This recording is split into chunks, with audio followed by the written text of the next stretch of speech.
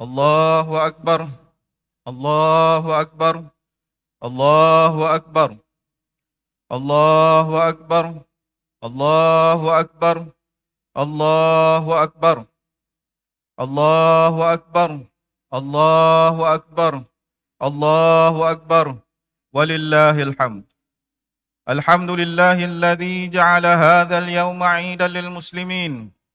أشهد أن لا إله إلا الله وحده لا شريك له وأشهد أن محمدا عبده ورسوله اللهم صل وسلم على سيدنا محمد وعلى آله وأصحابه أجمعين فيا عباد الله اتقوا الله أوصيكم وإياي بتقوى الله فقد فاز المتقون.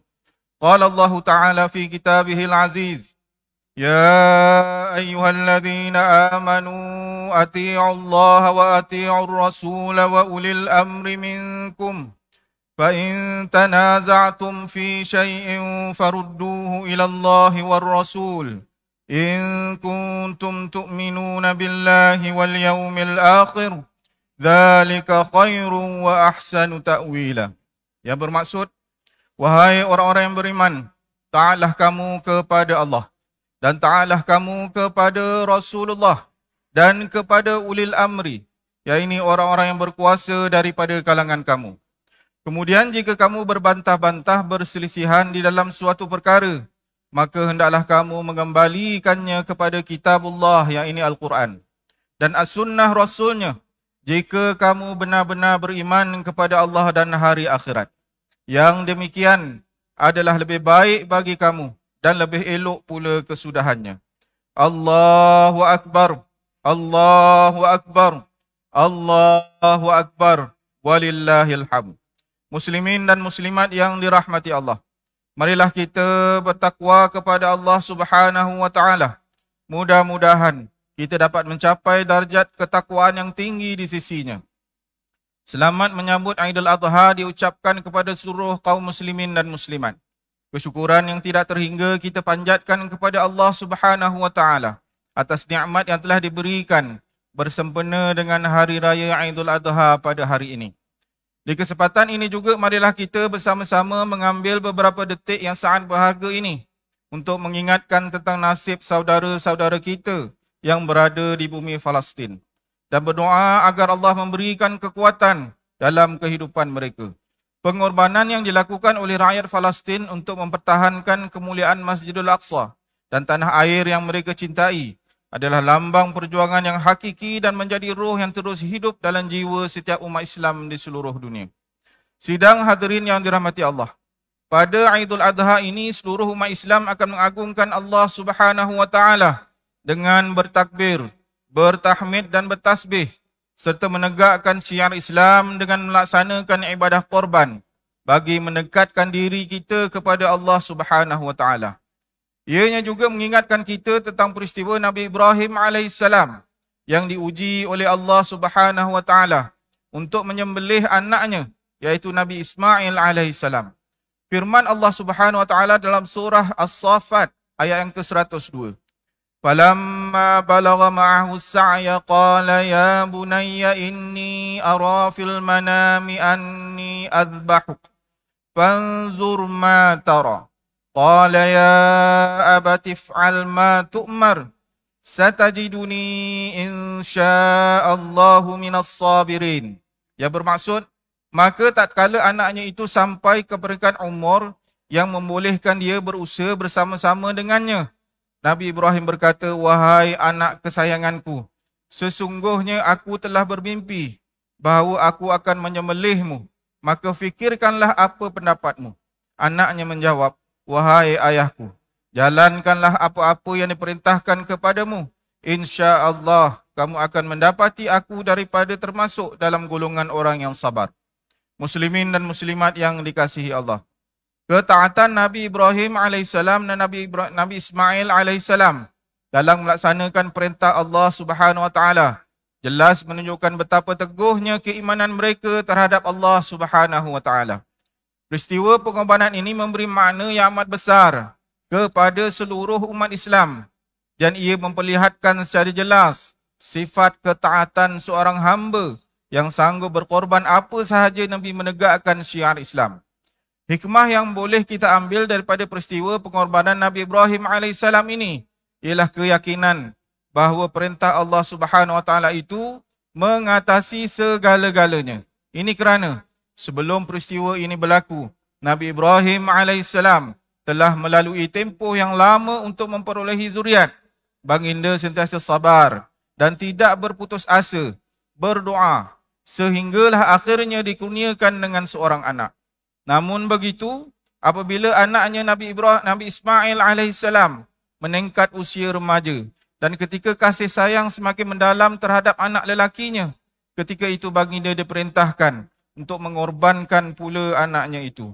Cuba kita bayangkan perasaan sedih dan pilu yang terpaksa ditanggung oleh Nabi Ibrahim AS dalam menghadapi suasana yang sedemikian. Sudah pasti perkara tersebut akan memberi tekanan yang amat kuat. Akan tetapi, kerana menjunjung perintah Allah Subhanahu Wa Taala, maka semua perasaan sedih itu diketepikan dan dikorbankan demi mentaati perintah Allah Subhanahu Wa Taala. Peristiwa ini juga telah menjadi titik tolak pensyariatan ibadah korban yang dilaksanakan pada setiap musim haji, iaitu pada 10 Zulhijjah, dan pada hari-hari tasyrik, iaitu pada 11, 12 dan 13 Zulhijjah ini. Ianya sebagai lambang ketaatan hamba kepada Tuhannya dengan menyembelih binatang korban untuk mendekatkan diri kepada Allah Subhanahu Wa Taala. Firman Allah Subhanahu Wa Taala dalam surah An-Nisa ayat 125 yang bermaksud, dan siapakah yang lebih baik agamanya daripada orang yang berserah diri kepada Allah dengan ikhlas, dan dia juga mengerjakan kebaikan dan mengikut agama Ibrahim yang lurus, yang tetap atas dasar tauhid. Dan kerana itulah Allah telah memilih Nabi Ibrahim menjadi kesayangannya. Sidang hadirin yang dimuliakan Allah sekalian, justru bagi mengakhiri khutbah pada hari ini, khatib ingin menyeru kepada para jemaah sekalian, marilah kita mengambil iktibar daripada peristiwa pengorbanan ini dalam melaksanakan perintah Allah Subhanahu Wa Taala dalam apa jua keadaan. Jadilah umat Islam yang mempunyai kekuatan dan iltizam dalam menghadapi segala ujian dan cabaran yang mendatang.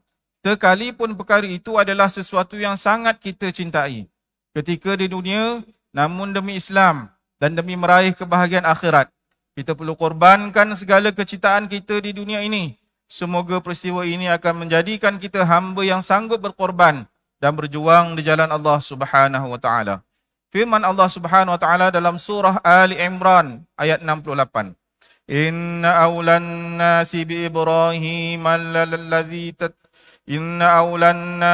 Ibrahim lalladzina tabauhu wa hadha an-nabiyyu walladzina amanu wallahu waliyul mu'minin. Yang bermaksud, sesungguhnya orang yang paling dekat dengan Nabi Ibrahim dan berhak mewarisi agamanya ialah orang yang mengikutinya dan juga Nabi Muhammad ini serta orang yang beriman, yakni umat Islam.